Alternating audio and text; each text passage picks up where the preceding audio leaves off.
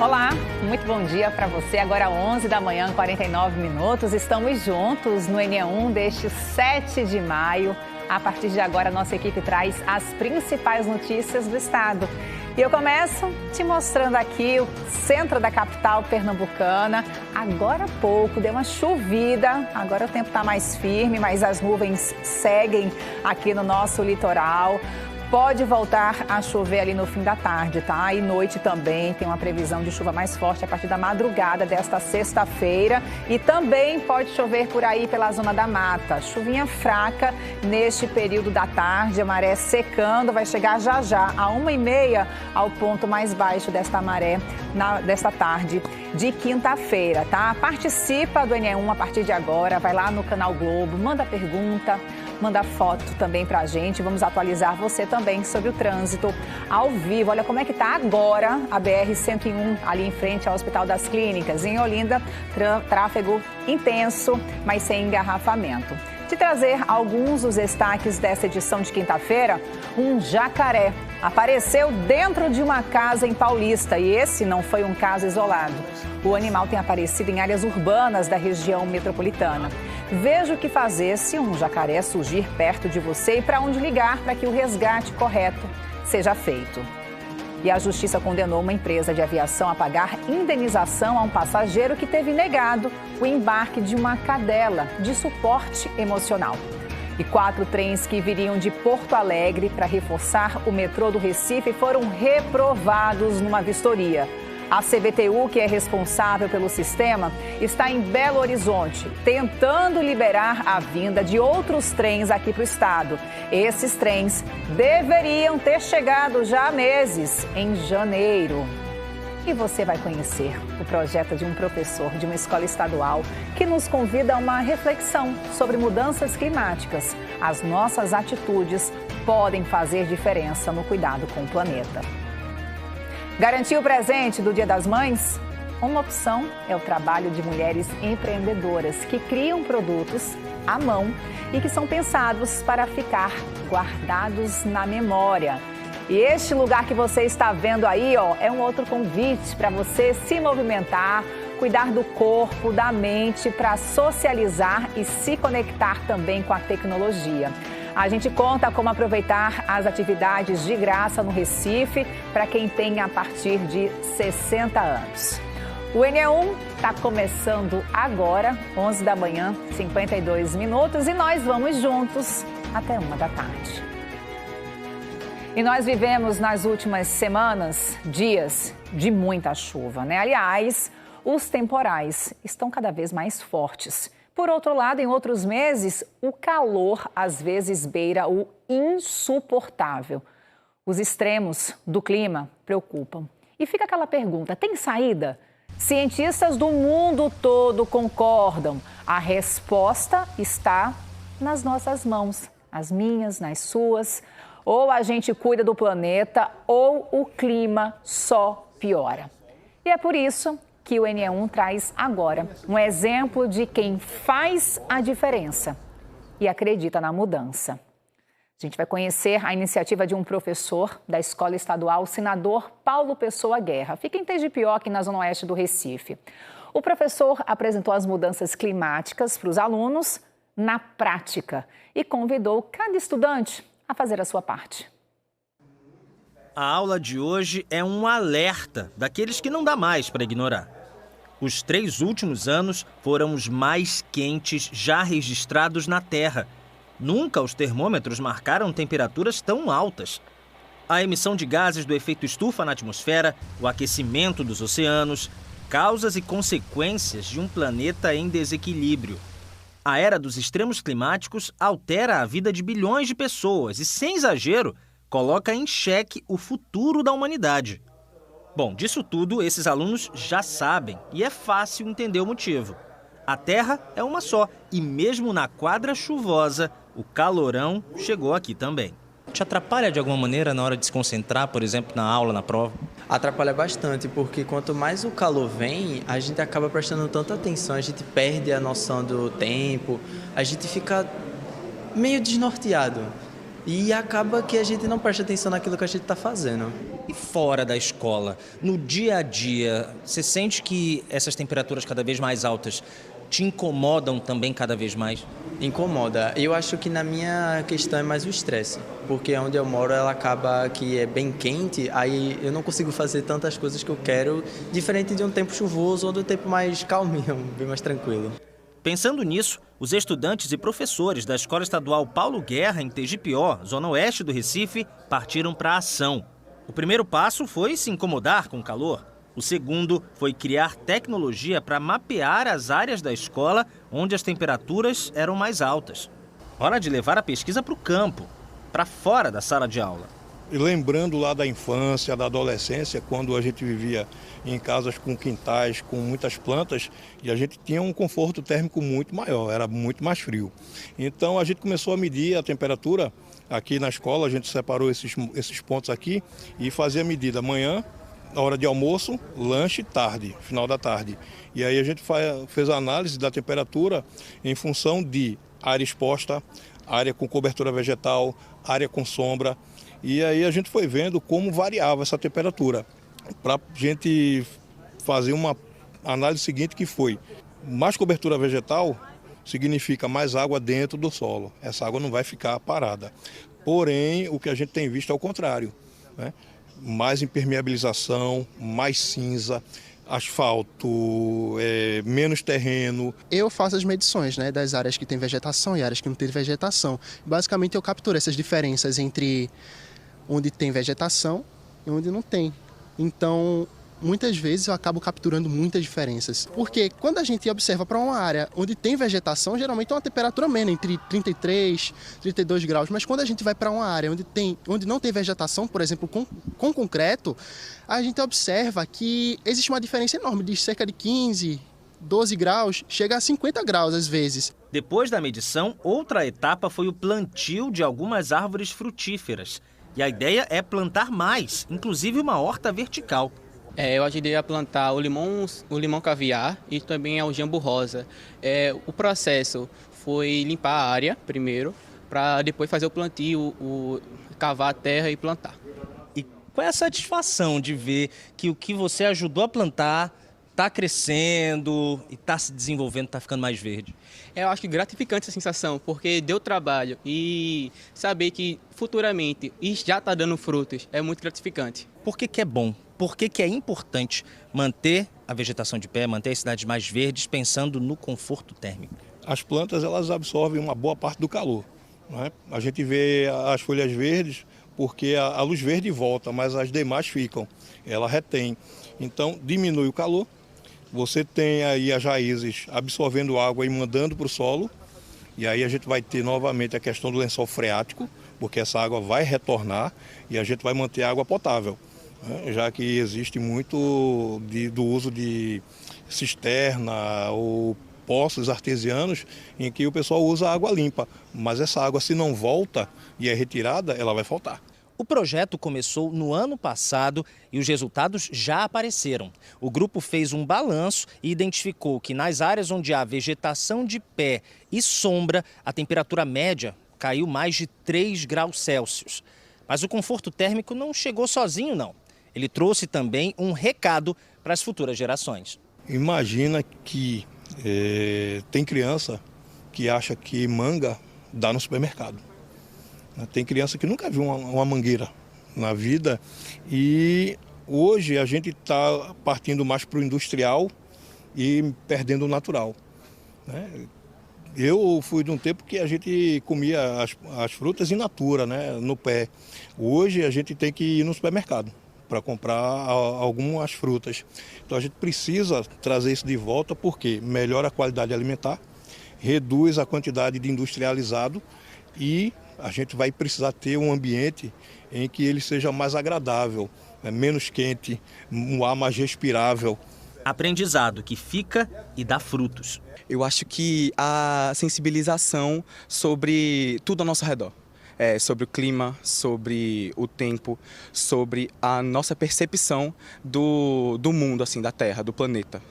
Perfeito, Antony. A gente precisa agir, né? E olha, a gente vivendo esses extremos, principalmente em relação à chuva, quem vive em área mais altas das cidades vive preocupado, né? Inclusive com o alerta de que vem uma chuva mais forte a partir da noite desta quinta-feira, madrugada de sexta, aqui para a região metropolitana, para a Zona da Mata.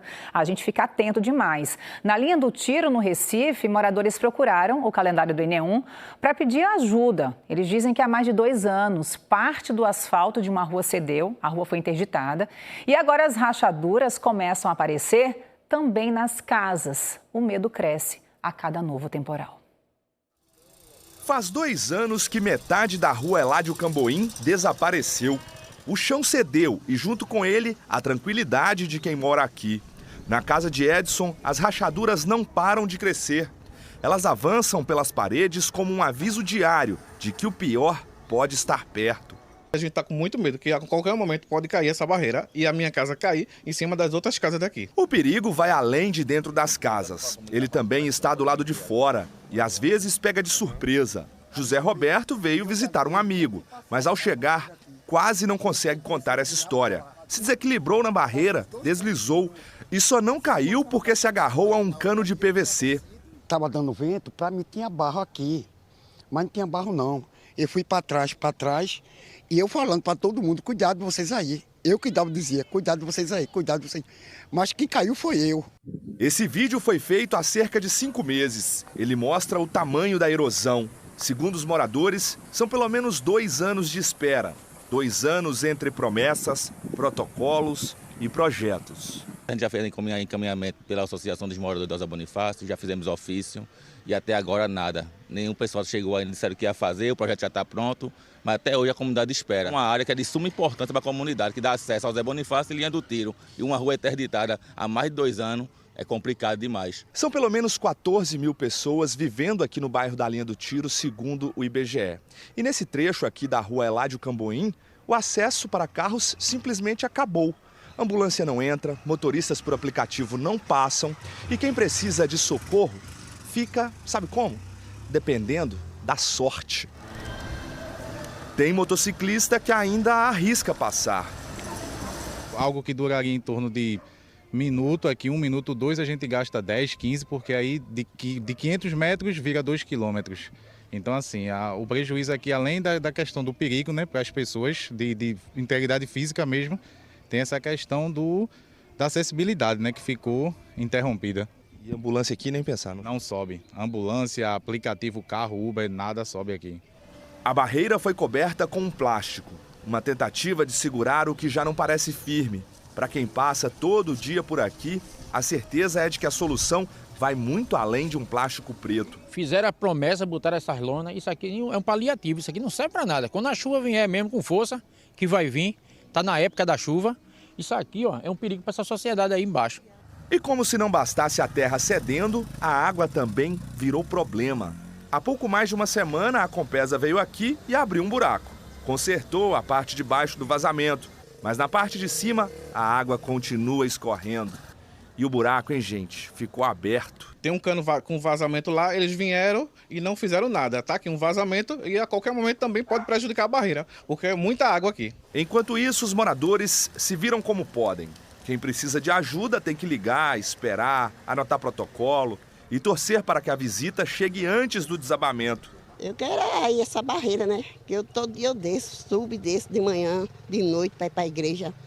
Aí às vezes eu vou pelo cantinho para não passar aí naquele buraco. Difícil demais. Fomos em busca da Prefeitura do Recife para uma explicação. A Prefeitura informou que concluiu a licitação para a obra de contenção da encosta na rua Eládio Camboim, lá na Linha do Tiro. Então, prometeu que a obra vai começar ainda neste mês de maio. Só que disse que é um serviço complexo, então não pode determinar um prazo. O contrato foi aprovado já pela Caixa Econômica Federal e, segundo a Prefeitura, a obra vai melhorar a vida de mais de 500 moradores. A Prefeitura explica que a Defesa Civil tem atuado aí nessa área com serviços como roçagem e reposição do plástico. A Prefeitura não deu um prazo, mas a gente tem o compromisso com vocês, moradores, e a gente vai marcar um prazo para voltar no nosso calendário, tá? Em novembro, a gente volta aqui, ó, no dia 4 de novembro, a gente vai voltar Na segunda-feira, para voltar e ver se de fato esse serviço saiu do papel como está sendo prometido agora pela Prefeitura do Recife. Os moradores não aguentam mais muito tempo, né, nesse sofrimento. Falar em sofrimento, olha só a situação da Estrada de Aldeia. Rodovia estadual, tá, gente? PE-27, esse trecho pertence a Camaragibe. Os motoristas que passam por aí estão enfrentando essa situação. Você está acompanhando imagens ao vivo de Bruno Campos. Hoje pela manhã, o engarrafamento era quilométrico. O horário de pico tem sido assim. Motoristas que descem de Aldeia, aqui à esquerda, como esse carro branco, em direção lá ao Recife, a fila de carros se estendia por muitos quilômetros. E o motivo é isso aí, falta de drenagem. A água não tem por onde escoar e acaba que a água fica aí retida e acaba com o asfalto. Na semana passada, os buracos estavam muito piores. Esse trecho aí é quilômetro 12. Quando foi no sábado, o Departamento de Estradas de Rodagem, o DR, passou por aí com o serviço tapa-buracos. Acreditem, isso mesmo, último sábado, tá? Agora, dia 2 de maio. Hoje, quinta-feira, já está desse jeito. Lá do outro lado, os motoristas também já vêm de um engarrafamento para poder passar por esse trecho. Nós procuramos o Departamento de Estradas de Rodagem para saber como e quando esse problema vai ser resolvido, né? Se não resolvido, pelo menos minimizado. E assim que a resposta do DR chegar, a gente traz aqui no NE1. Lembrando que a Estrada de Aldeia está passando por obras, por vários trechos, aquele pare e siga. Então, os motoristas estão enfrentando engarrafamento. E detalhe, aqui à esquerda, motoristas que vêm de Chão de Cruz em direção ali ao início de Camaragibe, o Parque Maria Amazonas, não tem vias alternativas por dentro de Camaragibe, ou seja, para circular por dentro do bairro de Aldeia que não seja a estrada, a PE-27. E essas são as condições que nós estamos mostrando ao vivo aqui para você. Neste horário, não era para ter esse trânsito aí que a gente está registrando, mas início de dia e fim de dia, volta para casa, tem sido um aperreio para esses moradores. Bora para Eita, olha, viu lá o motociclista passando, vinha pela contramão. Tá muito perigosa essa estrada, gente. Imagina sair à noite também, né? Bora para outras câmeras trazer outras informações do trânsito ao vivo. A gente vai aí, ó, para Real da Torre, bairro da Madalena. Motoristas seguem pelo túnel da Abolição, aí vão em frente para o bairro de Afogados, Abdias de Carvalho. Essa faixa aqui mais à direita vai lá para a Avenida Caxangá. Trânsito intenso, mas sem problemas para os motoristas. Seguimos para a Avenida Norte. 12:06 agora, aqui à direita motoristas vêm para cá em direção ao centro do Recife, à esquerda os que seguem em direção à BR-101 e lá mais à esquerda, aquela via lá, os motoristas pegam a Professor José dos Anjos e vão em direção lá à Avenida Beberibe. Trânsito intenso, mas sem engarrafamento. Engarrafamento mesmo, a gente está acompanhando na BR-101. Aqui à direita a gente fechou bem a nossa câmera para te mostrar que houve um acidente. A Polícia Rodoviária Federal já está na área, uma ambulância fazendo socorro. Teve um acidente aí, por conta disso, só tem uma faixa para que os motoristas de caminhão, carro pequeno, moto, ônibus passem. O engarrafamento está quilométrico para quem vai em direção ao Ceasa, ao bairro do Curado, ao litoral sul. Aqui à esquerda, os motoristas também enfrentam engarrafamento para quem vai para o litoral norte. A gente tem no nosso Waze aqui essa área aí da BR-101 e aí você consegue acompanhar aqui com a gente no nosso telão o longo engarrafamento que os motoristas enfrentam para passar por esse trecho. Aqui a sinalização do acidente que a gente acabou de te mostrar. Aqui neste outro ponto é o bairro da Iputinga, onde fica, né, a sede do Detran. Nós temos informações de que para quem vai para a Paulista tem um ponto de alagamento e a gente sabe onde tem água, os motoristas reduzem a velocidade para passar, para evitar prejuízos e também acidentes. E por conta disso vem esse engarrafamento que nós vimos naquela câmera ao vivo. Não tem como não destacar esse engarrafamento aqui, ó, da Avenida Caxangá. Os motoristas que vêm lá de Camaragibe, de São Lourenço da Mata, enfrentando também engarrafamento para circular pela Avenida Caxangá. Aqui é uma opção para quem não quer seguir pela Avenida Caxangá. É a Maurício de Nassau, que é a paralela, que também passa ali pertinho do Parque Caiara, também com trânsito intenso. neste horário, agora 12h09. A gente vai seguir atento aqui ao nosso trânsito, mas já fica sabendo, BR-101 naquele entorno ali da cidade universitária, Universidade Federal de Pernambuco, neste momento com trânsito parado. Vamos seguir falando de mobilidade, agora de transporte público. Quem precisa usar o metrô sabe que o nosso sistema precisa melhorar, e muito, né? A gente sempre mostra a reclamação dos passageiros. No fim do ano passado, foram anunciados trens do metrô seminovos, né, para melhorar a vida da população.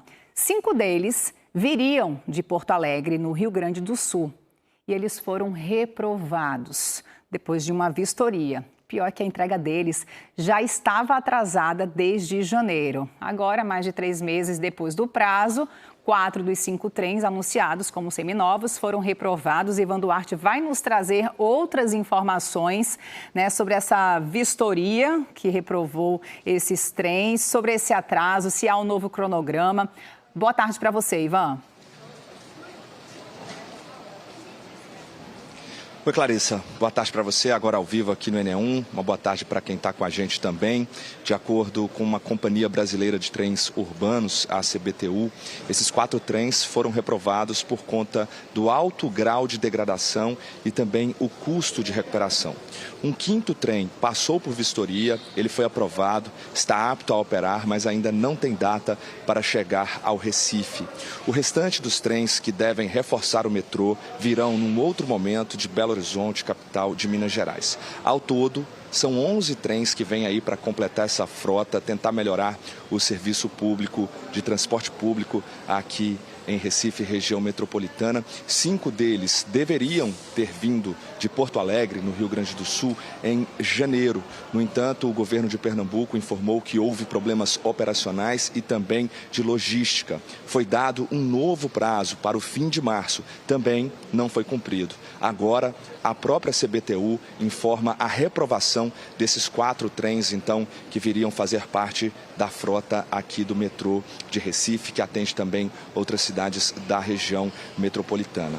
O presidente do Sindmetro PE aqui do estado tem alertado já há um bom tempo, inclusive nós mostramos aqui no NE1, que não há garantia de que esses trens que vêm de outros estados vão funcionar bem aqui na nossa região por conta de características diferentes. Ele, inclusive, deu um exemplo. O trem que funciona legal no Rio Grande do Sul, por ser um estado mais frio, pode não funcionar legal aqui na região metropolitana do Recife, uma região que tradicionalmente é mais quente. Nós preparamos aqui uma reportagem para mostrar para vocês essa reprovação aí por parte da CBTU desses 4 trens, mas mais do que isso, nós vamos mostrar também desde o início dessa articulação para tentar melhorar o serviço de metrô aqui na nossa cidade e também cidades vizinhas. Aí a gente conta como foi esse processo de estadualização entre o governo federal e também o governo estadual. Eu preparei essa reportagem junto com a nossa produção, junto com a nossa equipe todinha, e daqui a pouco a gente vai exibir aqui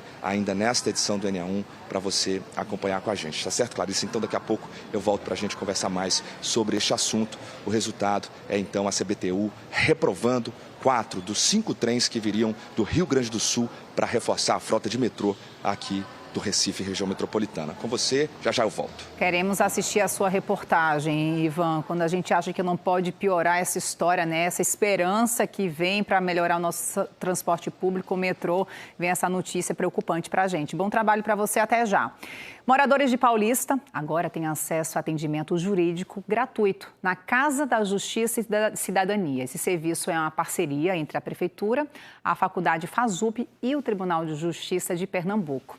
É Joabe Alves que traz as informações sobre esse serviço, reforço de graça. Oi, Joabe. Pessoal, serviço importante acontecendo aqui no município de Paulista, tá?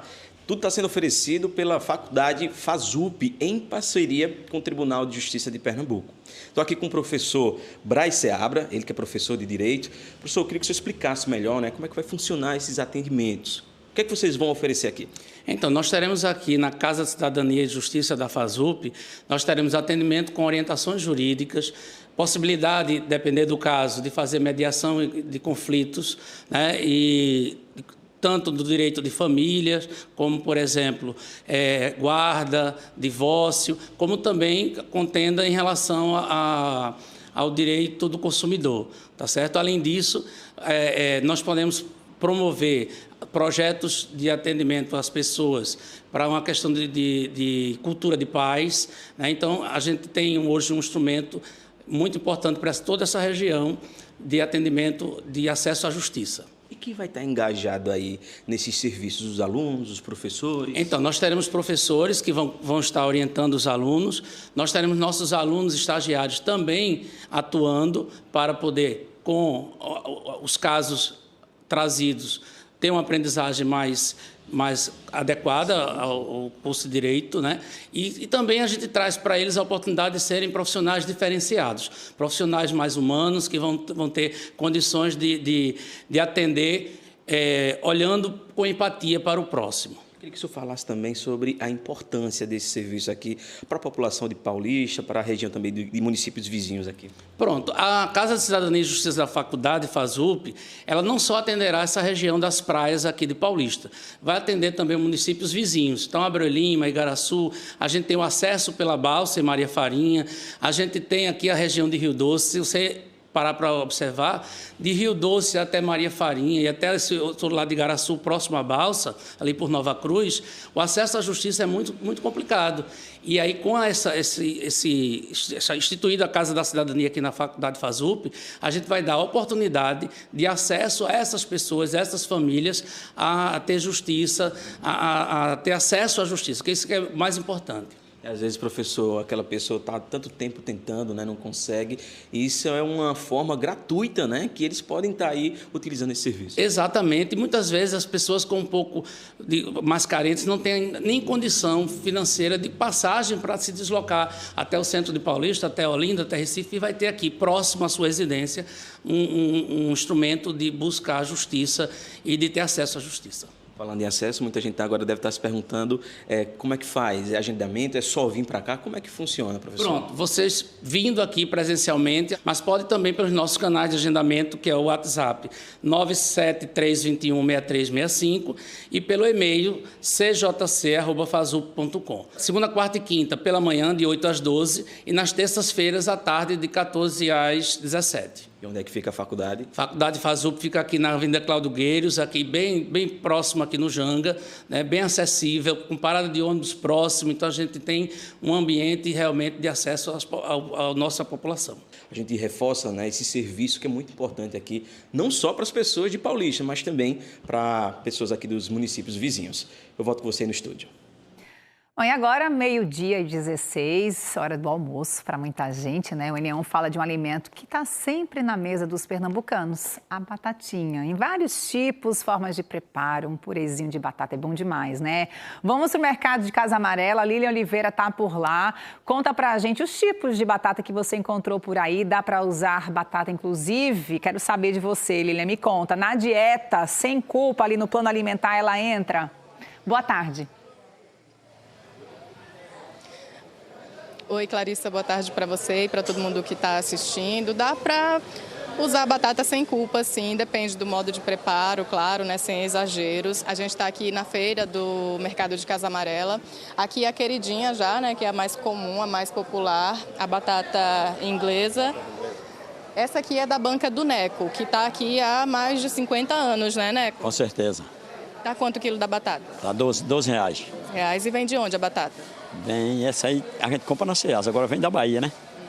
Tá muita chuva lá agora, por isso que ela deu uma subidinha, foi. A semana passada eu vendia 10, já a semana fui comprar, era mais cara. Aí passou para 12, entendeu? Tá certo. É devido à chuva também, né? Esse temporal assim. Aí você tem a batata doce também? Tenho, linda. Tá quanto? Tá R$7. O pessoal procura muito esses itens? Procura. Então, batata doce, bacalhau raiz, nesse tempo o povo procura muito. Nossa, obrigada, viu, Neco, pela participação. Neco está aqui há muito tempo já. É um dos mais antigos, ele falou aqui da feira, né, de Casa Amarela. Aqui comigo a Luciana Nunes, que é nutricionista, vai falar um pouquinho das propriedades da batata, né, Luciana? Aqui no mercado a gente tem esses dois tipos, que acho que são os mais comuns, o que as pessoas mais consomem, né? Boa tarde. Isso, boa tarde, Lilian. Então, a batata, ela não é vilã, né? A batata, ela é fonte de energia, rica em potássio e pode fazer parte tranquilamente da alimentação de toda a família, inclusive de crianças também. Então, uma alimentação equilibrada pode ter batata. Além da batata inglesa, né, que ela é mais versátil, ela é mais comum, né, traz uma energia mais rápida para a gente. Tem a batata doce, né, que a gente também encontrou aqui, que ela é rica em fibra, ajuda na nossa saciedade. E vai ter a batata também roxa, que ela é rica em antioxidantes. E a batata baroa, que é a famosa mandioquinha, que ela é mais digestiva, é ótima para crianças. E normalmente a gente usa muito também em receitinhas, né? Depende muito do que a pessoa quer ali, né? O seu Neco trouxe aqui a batata mandioquinha, a baroa, né? Essa é a baroa, é uma batata que ela é mais digestiva, a gente usa muito na alimentação também de crianças e para fazer receitinha, e ela também é mais adocicada. Aí dá para fazer o quê? Para criança, papinha? Dá para fazer purê, dá para fazer pãozinho, dá para fazer várias receitas. É um ingrediente que é bem versátil. Dá para usar em vários preparos, né? A questão não é a batata, tirar essa batata da nossa refeição, mas sim colocar uma diversidade alimentar e esse contexto de alimentação mais saudável. Vou fazer uma batata inglesa aí, não vamos usar ela frita, vamos fazer ela no forno. Quem tiver airfry, vamos usar com airfry, né? A minha dica prática para o consumo de batata é que ela entre no equilíbrio alimentar e junto com outros alimentos, com boas fontes de gordura, com proteínas, com ovo, carne, frango ou até com legumes e verduras também. E aí, anotaram as dicas aí, pessoal? Luciana, muito obrigada, viu, pela participação. Neco também, aqui a batatinha baroa. Muito obrigada, viu, pela participação. Clarissa. Valeu, obrigada, Lilian. Vamos para um rápido intervalo, 12h20, já. Os cuidados com um visitante que costuma aparecer em áreas urbanas em dias de chuva. Em Paulista, uma família encontrou um jacaré dentro de casa. Até já.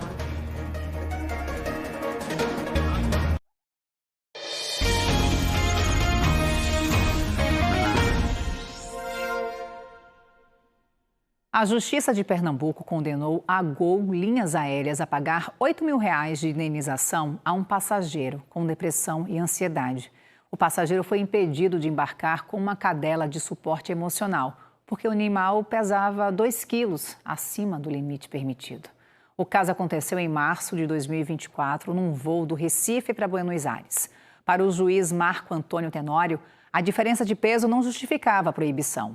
O G1 Pernambuco traz uma reportagem com as informações dessa decisão e explica a importância dos cães terapêuticos para pacientes com doenças psiquiátricas. É só apontar a câmera do seu celular para o QR Code que está aqui, na tela, e você acessa essa reportagem completa. A Gol foi procurada, mas disse que não vai se pronunciar.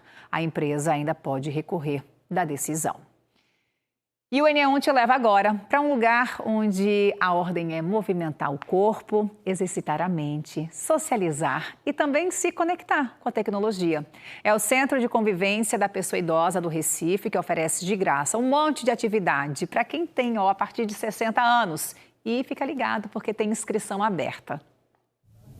Esse espaço que nasceu de um gesto de generosidade, hoje transforma rotinas.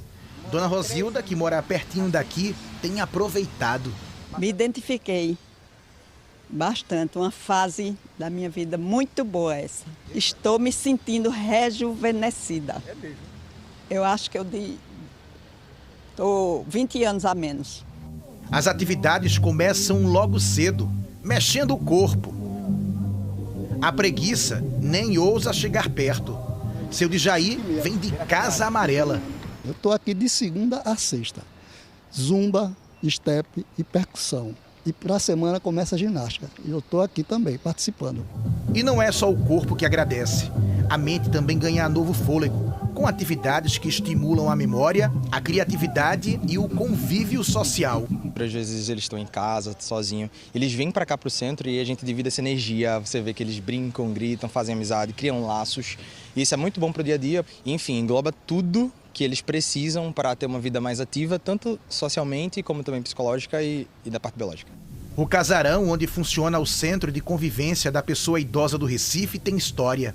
O imóvel era da professora de música Maria da Conceição Guedes Pereira. Ela morreu aos 100 anos em 2013. Sem herdeiros, decidiu doar o imóvel à prefeitura e deixou um pedido, que o espaço fosse usado para cuidar de outras pessoas idosas. Desejo atendido. O Centro de Convivência da Pessoa Idosa é um espaço que vai além de atividades físicas. Aqui tem aprendizado, socialização e principalmente qualidade de vida. Neste mês de maio, mais de 20 atividades gratuitas estão sendo ofertadas para pessoas a partir dos 60 anos. Na programação tem de tudo um pouco.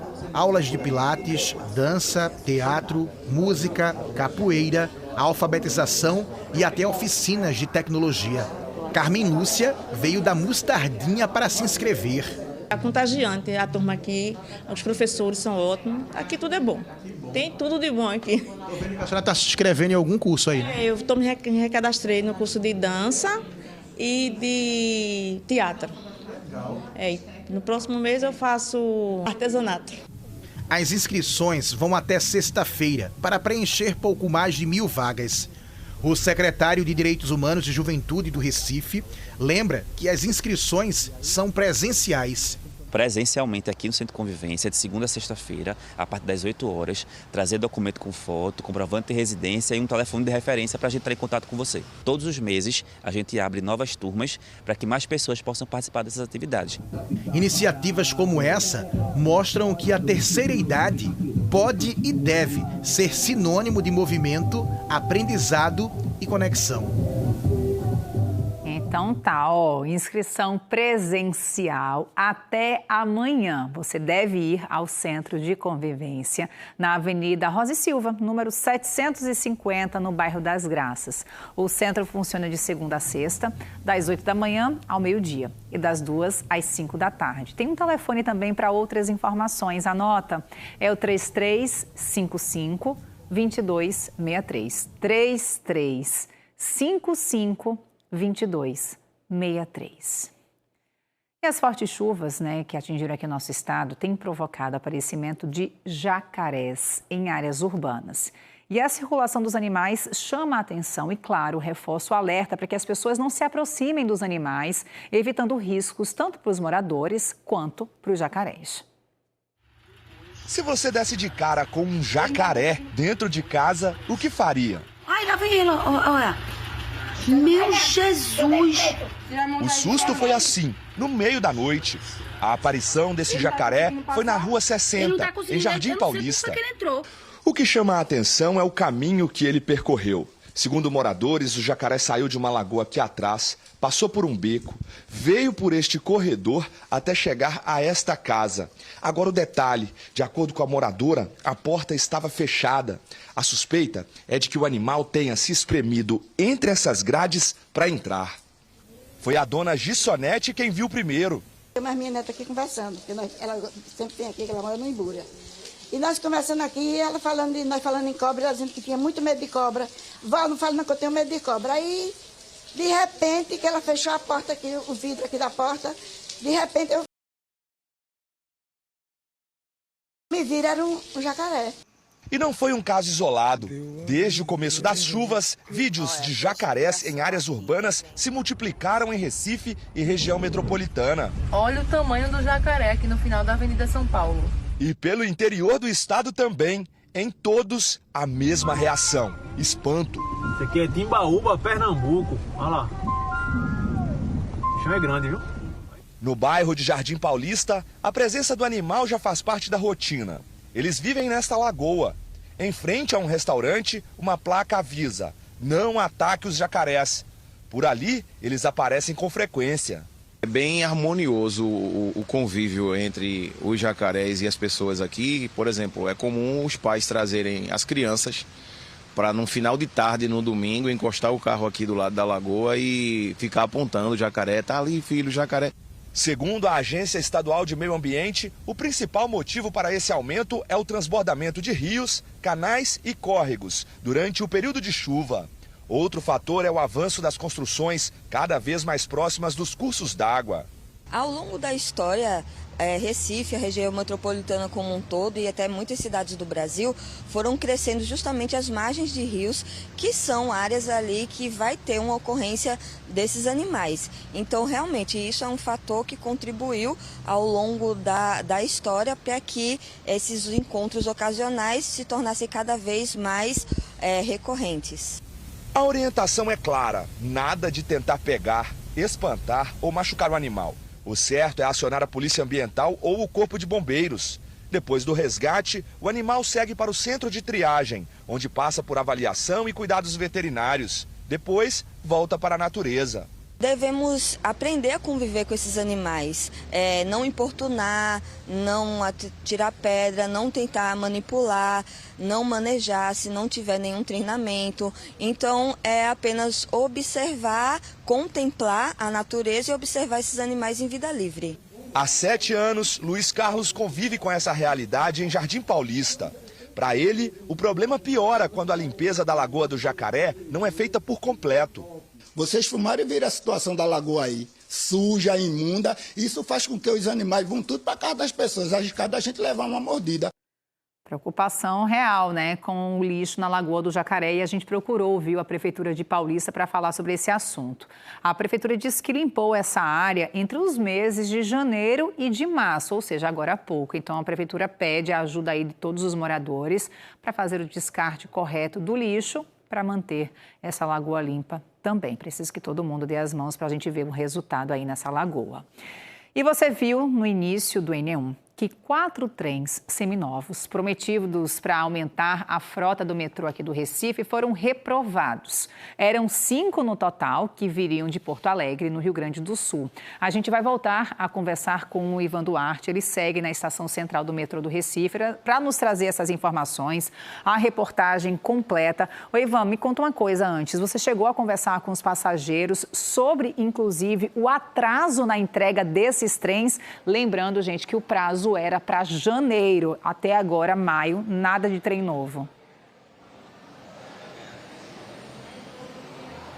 Então, Clarissa, veja, essa informação da reprovação desses 4 trens por parte da CBTU chegou para a gente ali do meio para o fim da manhã. Então, nós corremos para preparar essa reportagem, para fazer essa entrada ao vivo aqui, contando tudo para vocês. E mais tarde, ainda hoje no NE2, a gente vai trazer esse impacto ouvindo aqui as pessoas que utilizam o transporte público do metrô, sobre esses atrasos, as incontáveis vezes que nós já mostramos aqui no NE1, no Bom Dia Pernambuco também, em que o metrô dá pau, para de funcionar, enfim, essa realidade de quem precisa de fato usar esse transporte público. O que eu posso te contar nesse momento é que eu e Fátima Teles estamos aqui na estação central do Recife, no bairro de São José. Você sabe, o metrô pega aqui a cidade do Recife, Jaboatão dos Guararapes, Camaragibe, atende aí uma média entre 150 e 200 mil pessoas por dia, é um contingente muito grande. E desde o final do ano passado, quando houve essa articulação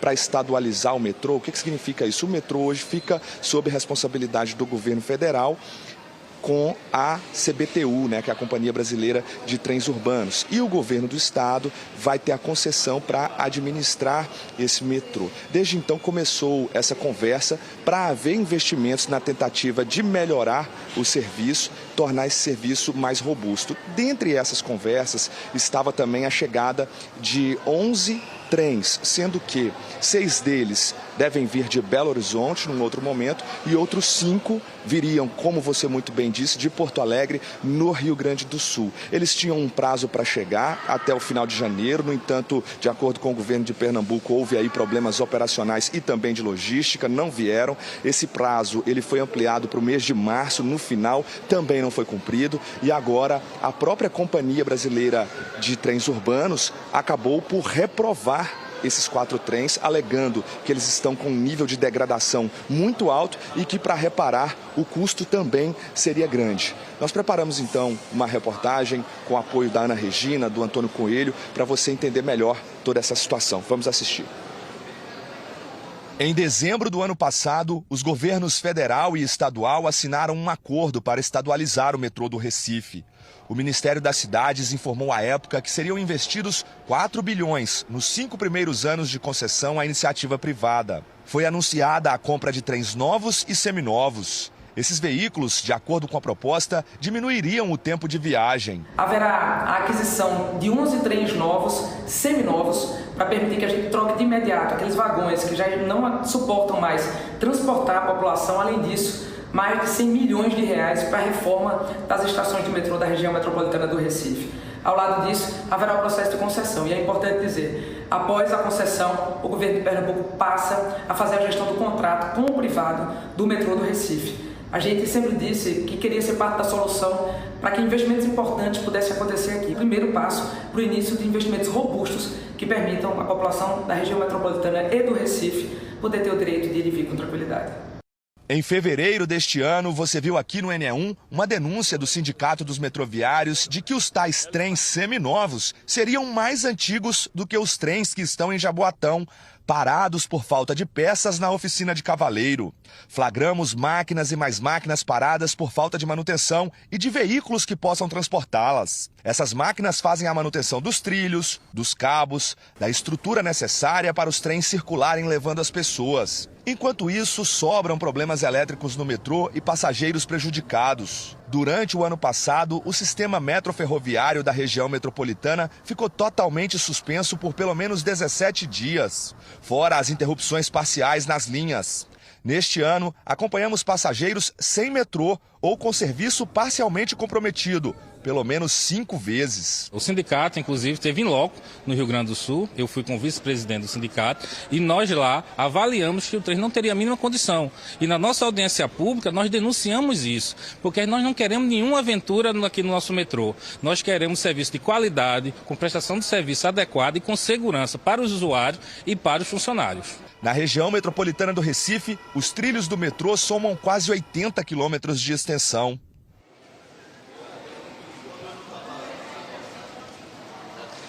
Clarissa, neste momento, técnicos da CBTU aqui do Recife estão em Belo Horizonte para fazer, então, a vistoria nesses outros trens que devem vir da capital mineira para reforçar aqui o nosso metrô. Inclusive, a gente tem aí imagens para mostrar para vocês desse trabalho. Na verdade, de um desses trens, né? Ele aparentemente está em bom estado. Tem aí o letreiro, né, de frente da composição Cajueiro Seco. Também imagens internas dos vagões com bancos novos, parte externa do trem com a bandeira de Pernambuco já personalizada. A gente não tem informações sobre as outras composições, né? As outras locomotivas a gente não tem informações, mas esse aí aparentemente está em bom estado. A gente tem aqui também, para passar para você que acompanha o NE1, uma nota que a Secretaria Estadual de Mobilidade e Infraestrutura mandou para a gente e informou que a responsável pela compra dos trens, pela logística e pela infraestrutura do metrô do Recife é do governo federal e da CBTU. Informou ainda que o governo de Pernambuco acompanha desde o início as discussões junto ao governo federal e que dentro do processo de concessão haverá aquisição de novos trens e a requalificação do sistema, sob responsabilidade do governo de Pernambuco, que é aquela estadualização que a gente explicou. Por fim, a Secretaria informou também que atualmente o processo de concessão está na análise das contribuições feitas pela sociedade durante audiências públicas e finaliza dizendo que esse trabalho é conduzido pelo governo de Pernambuco por meio da Secretaria de Projetos Estratégicos junto ao BNDES e também o governo federal. Clarissa, você tinha falado comigo no começo. O pessoal do jornal me deu mais um tempinho aqui para a gente tentar abordar quem está passando por aqui para saber de onde está vindo, como tem sido esses dias na utilização aqui do metrô. Deixa eu ver se eu consigo falar com alguém. Tudo bem? Bom dia. A gente está ao vivo aqui no NE1. Está vindo da aula, do trabalho? Vim da faculdade. Da faculdade. Como é seu nome? Sou João Pedro. João Pedro, você usa aqui o metrô com frequência? Uso. Qual é a sua avaliação sobre o serviço oferecido? Recentemente eu tenho gostado, mas quando teve aquela situação da parte elétrica, piorou tudinho. Não tenho a sensação de segurança realmente estar no metrô. Tá certo. Obrigado pela participação aqui com a gente, viu? Boa tarde para você. Deixa eu ver se eu consigo falar com mais alguém aqui que está chegando, Clarissa. Olá, bom dia. Não quer falar? Tudo bem. Tá certo. É isso, Clarissa. O pessoal descendo com pressa também para fazer aqui a correria do dia a dia, né? E seguir em frente. Nós vamos acompanhar então todo esse trabalho, né, de chegada desses trens aqui no Recife para reforçar o metrô. Qualquer novidade, a gente informa na programação. É isso. Aí no estúdio. Ivan Duarte, muito obrigada pelas informações. Precisamos ficar atentos. Tem um trem prometido para agora maio, outro para junho, outro para julho, outro para agosto e mais 2 para setembro. Esse é o cronograma completo da CBTU para esses trens novos que devem chegar neste ano. Novos ou seminovos, que venham, porque do jeito que está não dá para ficar, né? A Polícia Civil e o Ministério Público de Pernambuco divulgaram agora há pouco informações sobre uma operação que investiga uma quadrilha suspeita de sonegação sonegações e fraudes fiscais. Vem para cá, porque Joab Alves tem as informações. Joab, um cálculo aí de pelo menos 130 milhões de reais fraudados dos cofres públicos. Traz as informações para a gente agora ao vivo. Boa tarde. Que prejuízo, hein, Clarissa? Boa tarde para você, boa tarde a todos. E olha como esse grupo agia, né? Eles usavam de laranjas, mas também eles usavam de contadores. 3, inclusive, foram indicados aí para usar a tornozeleira eletrônica. 1 não foi encontrado, mas também 4 empresários estão utilizando essa tornozeleira eletrônica. Vê só, essa empresa é do ramo de alimentício, são 36 empresas na verdade, é no ramo de frios, tempero, alho, e eles atuavam ali, no centro de abastecimento aqui do Recife e também em Caruaru. A operação aconteceu ontem, tá? Foram bloqueados aí cerca de 26 milhões de reais e 28 veículos foram sequestrados. Essa é a palavra técnica que a polícia utiliza. A gente conversou com o representante do Ministério Público de Pernambuco e também com a Polícia Civil, com o delegado que estava à frente das investigações. A gente vai acompanhar um pouco o que eles falaram.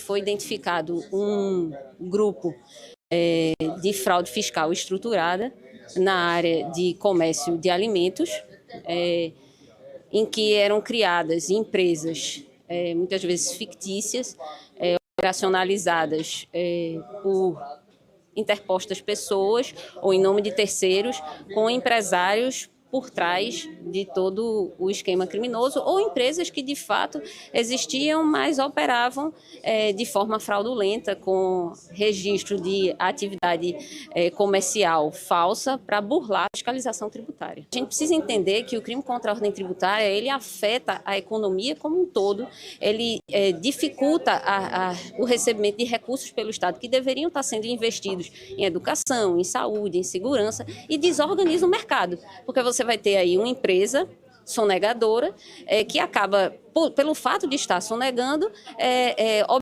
vantagens no mercado que outra empresa que atua normalmente recolhendo os seus tributos acaba sendo, prejudicada.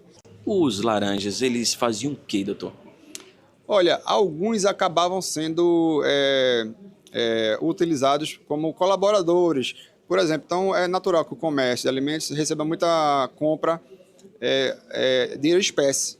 Então, eles iam fazer depósito em banco, eles viravam um despachante, um faz tudo, um ajudante. A polícia já tem elementos suficientes para fazer indiciamentos, pelos crimes de sonegação fiscal, lavagem de dinheiro, organização criminosa, falsidade ideológica e documental, mas essa fase ostensiva deflagrada ontem, ela visa justamente coletar novas informações para robustecer e também tentar garantir esse patrimônio.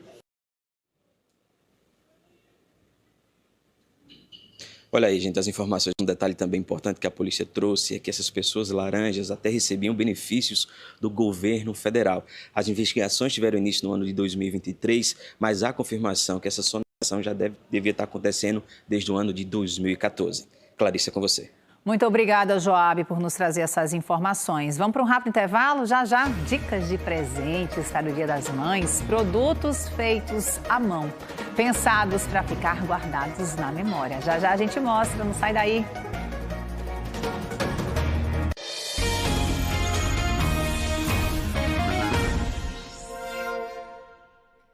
Meio-dia e 48, vamos falar de saúde quando o assunto é emagrecer. O metabolismo quase sempre entra na conversa. Muita gente culpa o metabolismo lento pela dificuldade de perder peso. Mas afinal, como é que ele realmente funciona, né? Será que o metabolismo mais devagar impede mesmo o emagrecimento? Bora saber agora. Lilian Oliveira está com uma médica endocrinologista. Ela entende bem, vai explicar pra gente essa relação, né, Lilian? Pois é, Clarissa, estou aqui com Leila Gonzaga, vai falar um pouquinho sobre o metabolismo, o que é, né? Como é que ele faz o nosso corpo funcionar, doutora? Boa tarde. Boa tarde. O metabolismo nós poderíamos dizer assim, é a taxa metabólica basal. É aquilo que a gente consome ou gasta para fazer nossas atividades no dia a dia, como levantar, acordar e atividades laborais. E com a idade, ele vai se modificando? Existe isso mesmo de, a partir de uma certa idade, ele começa a ficar mais lento? Sim, após os 30 anos, o metabolismo está muito ligado à parte hormonal. Então, e hábitos de vida, de um modo geral, exercício, sono. Se a gente passa de uma certa idade, a partir dos 30 anos, de fato, os hormônios começam a mudar e existe essa fala entre hormônio e metabolismo. Em relação ao emagrecimento, ele está diretamente ligado? Como é que esses dois assuntos se conectam? Os assuntos se conectam porque depende muito também dos hábitos que nós temos, né? O metabolismo ele é regulado não só pela parte hormonal, mas também sono, nossa atividade física e alimentação. Então, uma das coisas que acontece no nosso metabolismo, por exemplo, quem não dorme bem não emagrece. A gente tem que cuidar de todos esses fatores para que tenhamos um emagrecimento efetivo. É um conjunto, né? A gente está aqui na Feira de Casa Amarela, a gente tem aqui frutas, verduras, que são alimentos considerados saudáveis, né, para se ter na dieta. Para quem quer um metabolismo funcionando direitinho, qual é a indicação? Então, tem alguns alimentos que de fato eles melhoram, mas não esquecendo dessa outra parte, que melhoram o metabolismo, como o ginseng, né, os chás, hibisco, cavalinha, que ajuda a desintoxicar. Então, essas são dicas e que a gente pode se arvorar desse arsenal também para a melhora do metabolismo. Mas o que mais melhora o metabolismo é ter um sono saudável, fazer atividade física para criar massa muscular, porque o músculo é um mecanismo de longevidade e também ele funciona aumentando o nosso metabolismo. Ele é um órgão. Isso deu o recado, então muito obrigada, Leila Gonzaga. É um conjunto, né, gente? Alimentação saudável, sono, noites bem dormidas, né? Exercício físico também. Clarissa. Muito obrigada, Lilian. 12h52. As mulheres negras são as que mais empreendem na periferia. Elas representam 55% dos negócios nas comunidades, segundo o Instituto Data Favela. Essas iniciativas refletem em autonomia e em resistência, se transformam dificuldade em oportunidade. Os caminhos estreitos pelo bairro de Peixinhos, em Olinda, revelam muito mais do que dificuldades.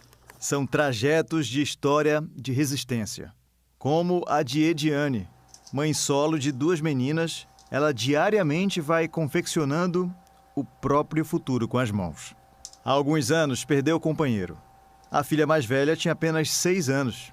Foi nesse momento que ela decidiu se agarrar ainda mais à sua arte, a confecção de abês, instrumentos que carregam identidade, cultura e ancestralidade. Há mais de 18 anos, Ediane empreende na periferia e sustenta a família. É um desafio diário, né? A falta de recurso também dificulta muito.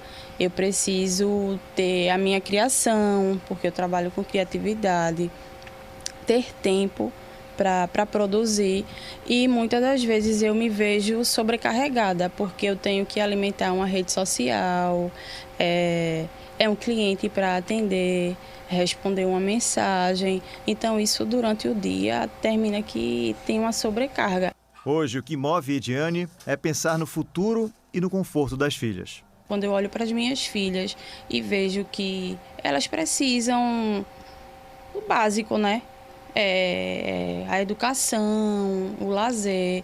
Então isso me dá força diariamente. Do ateliê para a sala de aula. Jéssica é multiartista e afroempreendedora.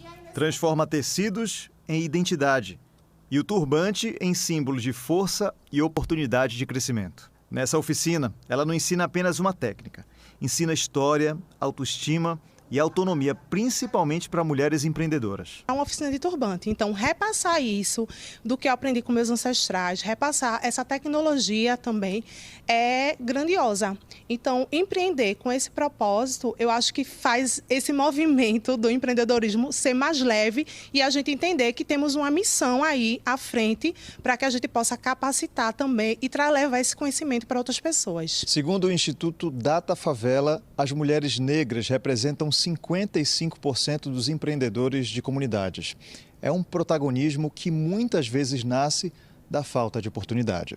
Mesmo assim, o tempo delas para empreender é mais curto. Cerca de 68% dessas mulheres ainda dedicam mais de 3 horas por dia aos cuidados com a casa e a família. Apesar do desafio, o empreendedorismo feminino cresce no Brasil. Só em 2025, mais de 2 milhões de negócios foram abertos por mulheres. Por aqui conhecemos Rosiane, transista do Morro da Conceição, superou barreiras e conseguiu virar referência no que faz. Trabalhava dentro de um shopping e aí decidi trabalhar para mim. E aí comecei a fazer tranças em casa, eu já sabia fazer, né? E aí algumas pessoas começaram a me incentivar, olha, faz. E aí veio a pandemia. E aí a pandemia eu acabei ficando meio que sozinha, desempregada, e a trança ela acabou trazendo essa coisa de, né, da evolução de trabalho. Foi bem difícil, eu trabalhava em casa, né, e trabalhava na casa das pessoas também, tive apoio de poucas pessoas, alguns familiares, e aí com o tempo isso foi crescendo, né, o ramo da trança ela foi crescendo, ela foi vista como algo, a moda inserida, né, de uma certa forma dentro da própria periferia, ancestralidade, e aí eu acabei também submetendo um projeto, né, e foi aprovado pela PNAB 2024, e a gente acabou fazendo oficinas de trança para crianças e adolescentes no Morro da Conceição. Ariel é produtora cultural em Sirinhaém. No empreendedorismo, encontrou o caminho que pretende seguir.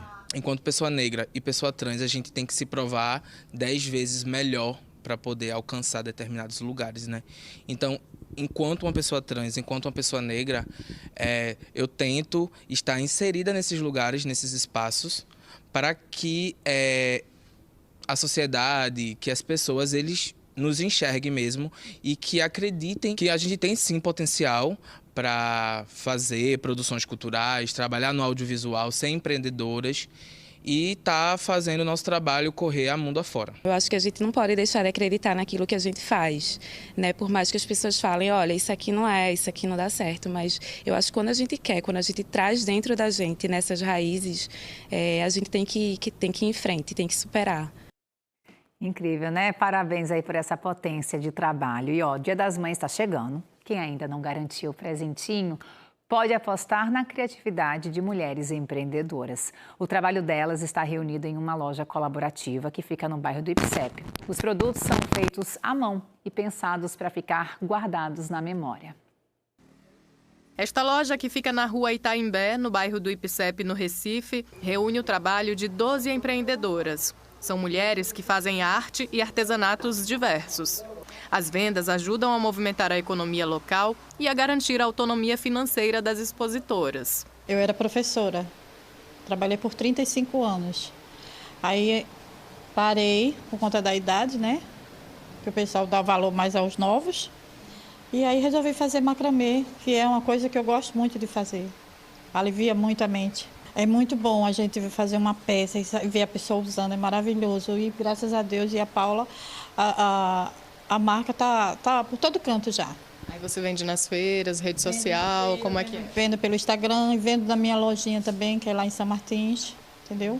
Mas eu gosto muito de estar no meio do povo. Cada peça carrega o empenho e afeto de quem produz. Samanta criou kits como este, que variam entre R$ 55 e R$ 75. Opção para quem quer presentear a mãe ou aquela pessoa especial nessa data. É uma ótima opção de presente. A gente consegue trabalhar com vários tipos de produtos, desde criança até idosos, variando, né? Estampas e modelos, e a gente consegue ter um amplo nicho de cliente com bastante uso. A responsável pela curadoria da loja colaborativa é Paula. Ela também idealizou a feirinha do IPSEP, que existe desde 2019. A feirinha é uma vez no mês, a gente abriu o Colab na intenção de elas poderem expor de domingo a domingo, o mês todo. Aqui vocês vão encontrar de tudo, tem moda, artesanato, acessório, kits para as mamães de todas as idades, todos os gostos e valores. Para o Dia das Mães tem muita coisa linda, inclusive nesse sábado vai ter a feirinha, dia 9 de maio, de 4 às 8, na Praça do IP, com as empreendedoras daqui da Colab e outras empreendedoras que participam da feirinha. Tem roupas, vasos de plantas decorados, bolsas e itens de decoração a preços acessíveis. A Débora vende acessórios personalizados, com preços que variam entre R$ 39 e R$ 140.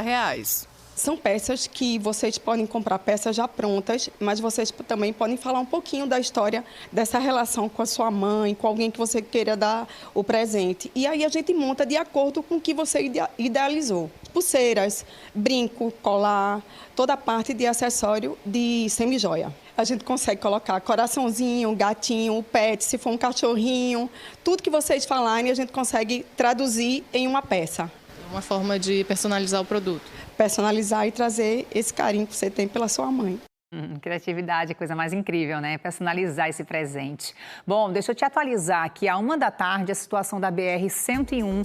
Nós, logo no início do NE1, nós trouxemos engarrafamento nos dois sentidos. Aqui à direita tinha um acidente, então os motoristas que queriam seguir em direção ao litoral sul, ao Ceasa, e em frente ao Hospital das Clínicas, estavam com dificuldade. Aqui à direita, o tráfego está um pouco melhor neste momento, mas aqui à esquerda, o tráfego segue intenso, com engarrafamento para quem vai em direção à Paulista. Aqui no Waze a gente tem sinalizado o problema, que é lá na frente, no trecho do bairro da Iputinga, você vê aí em azul, é um trecho que está em alagamento na Iputinga, aí para passar por lá está esse engarrafamento. Tá vendo que há várias notificações de alagamento, é neste ponto aí mais à frente.